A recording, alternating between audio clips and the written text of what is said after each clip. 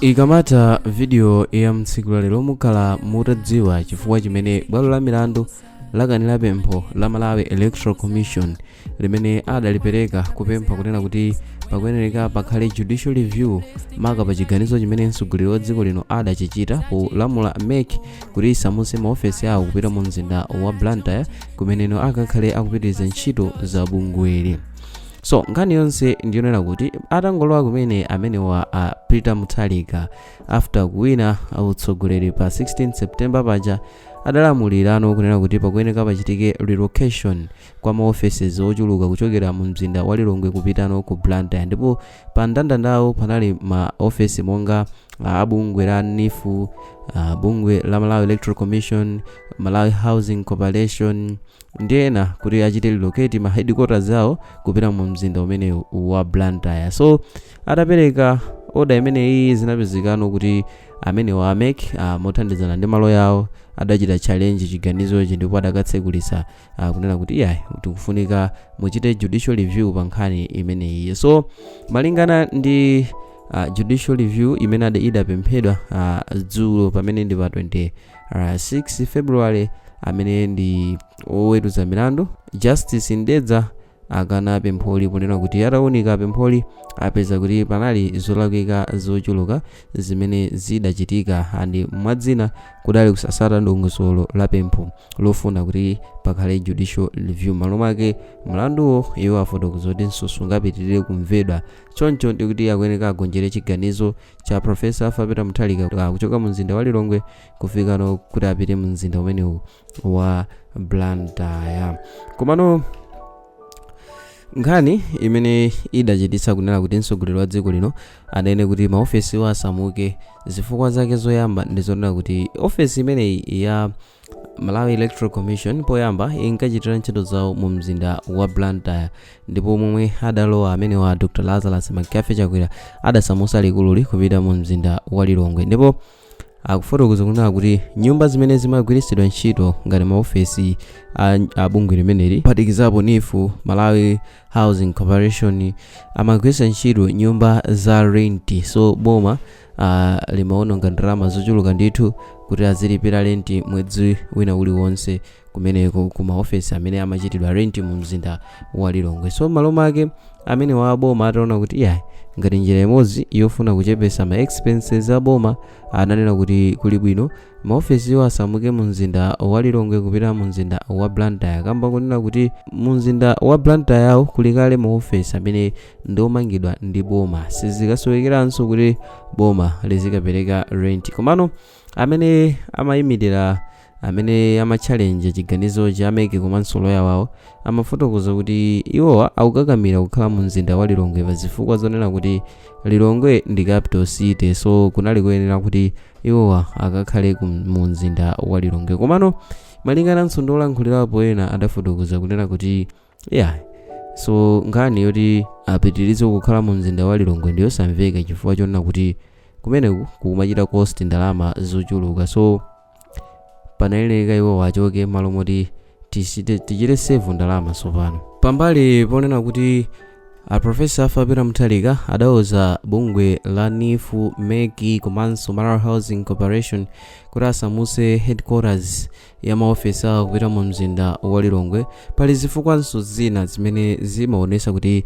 ndi zimene zidachititsa kuti Professor achite chiganizochi, andi zina mwa ziganizozi ndi monga kulimbikitsa Blantyre ngati likulu la zachuma, ndipo malingana ndi mbiri Blantyre imadziwika ngati likulu la malonda ndi mabizinesi. So kusamusa mabungwe akulu ngalimbikitsa ntchito zachuma, kubweretsa ntchito komanso kukweza ndalama mdera limenelo. So chinthu china ndichonena kuti kugawa mabungwe aboma kapena kuti decentralization, nkhani yoti pali lingaliro loti mabungwe onse asakhale ku Lilongwe kokha komano agawidwe pakati pa mizinda ikuluikulu kuti chitukuko chigawidwe mofanana. Musayiwale kuti mabungwe ena maofeses ena adawuzirano kuti abwererenso kuzomba monga mbali ya prison adafotokoza kuti likulu la prison libwererenso kuzomba pameneno maofesi ena atsale pa Blantyre. So ku Lilongwe kusalenso maofesi ena. So imene akuichula kuti decentralization kunena kuti maofesi onse asangokhala headquarters yawo isangokhala mu mzinda wa Lilongwe chifukwa kumene kuku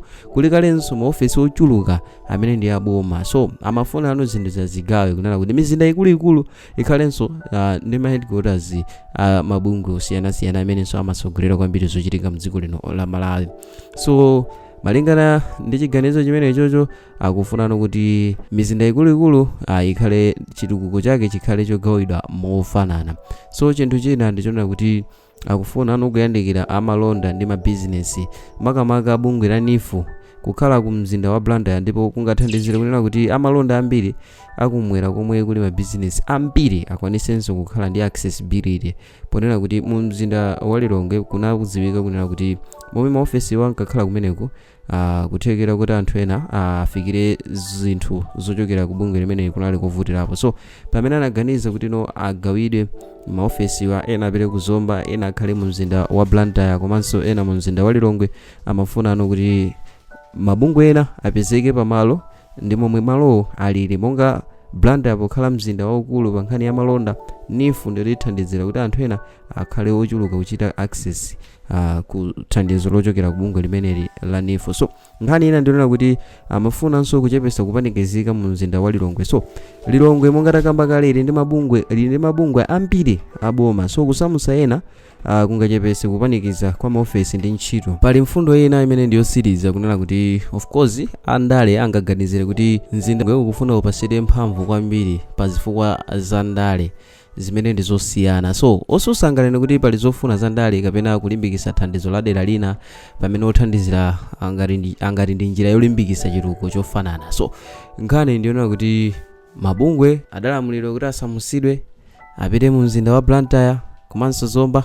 Ku Lilongwe sikutanthauza kuti sikusala maofesi enanso kumeneko akhalako, komano ndi ganizo la decentralization imene akufuna kuti maofesi agawidwe mofanana mu mizinda ikuluikulu ya dziko. Ndi chifukwa chake professor adachita rule out zimenezo. So awawa ameke adachita challenge ganizoli, ndi pamene dzulo Justice Ndeza adafotokoza kuti pempho lawo akulikana la judicial review, ponena kuti pali zimene zidadumphidwa, zimene sizidasatidwe, zimene zachitisa kuti chiganizochi bwaloli liweruze motero. So ndimafuna ndidziwe komanso kumva kunena kuti nkhani imeneyi mwayilandira motani pa challenge imene America anali nayo kwa APM, koma zotsatira zake sizidabwere monga momwe amaganizira chifukwa chona kuti iwo adasira kuzichita defend kuti tikhala ku Lilongwe pa zifukwa izi, koma musayiwale kuti maofesi aku Lilongwe ambiri ndi ochitidwa rent. Nyumba zambiri za boma zidamangidwa mu mzinda wa Blantyre. So amafuna kuti amene wawo apite ku Blantyre ndi cholinga kuti achepese kulipira rent. Musayiwale rent imene ingamalipiridwe pa maofesi a boma si ndalama yokhala ngati imene timagwisa ntchito tikamalipira rent nyumba yogoneramo, zimakhala ndi ndalama za nkhani pa mwezi uliwonse. Ena ngakhala kuganizira kuti ndi ndale ndi muli monse momwe anthu angaganizire popeza kuti usogoleri sungayamikiridwe chilichonse ukafuna kuchita chiganizo. Muli monse anthu amamva mosiyana, ena amachitanso interpret mosiyana pa ziganizo zimene msogoleri wa dziko akuzipanga. Moreover sizingatheke msogoleri kukhala wapakati kumpoto kumwera mmodzi yemweyo amene achokere chigawo chimodzi. So zochitika zina zikamakhala kuti zikuchulukira gawo lina, anthu amayamba kuganiza kuti iye uja akufuna apangise kuti chigawo chake chimene akuchokera chikhaleno chodemerera, ponera kuti afuna azikondera mbali yake. Ndimene zimakhalira anthu akafuna kuweruza pa nkhani zosiyana. So ena ngumazifunsa kunena kuti kodi amene wa ameki sadachite challenge ganizoli mu nthawi imene IMCP adalamula bwanji, akufuna achite challenge ganizoli mu nthawi ya APM kodi? Anyway, sitifuna kulankhula zambiri, komano through comment section timve komanso kudziwa maganizo anu kunena kuti inu mwayilandira bwanji nkhani imeneyi pamene Justice Ndeza wakana pempho la meki lofuna kuunika chiganizo chawo chopempha kuti iyayi akuyenera apitirire kugwirira ntchito mu mzinda wa Lilongwe. So through comment section monga ndakamba kale ndimve komanso kudziwa maganizo anu pa nkhani imeneyi. So mu video ya mtsiku la lero mudali ndine wanu wa nthawi zonse Mark Thompson, ndipo ngati mwayikonda musewale kuchita like komanso subscribe kuti tithenso kumakupatsirani ena mwa ma videos amene timakonzerani pano pa Sam Mavita YouTube channel. Bye.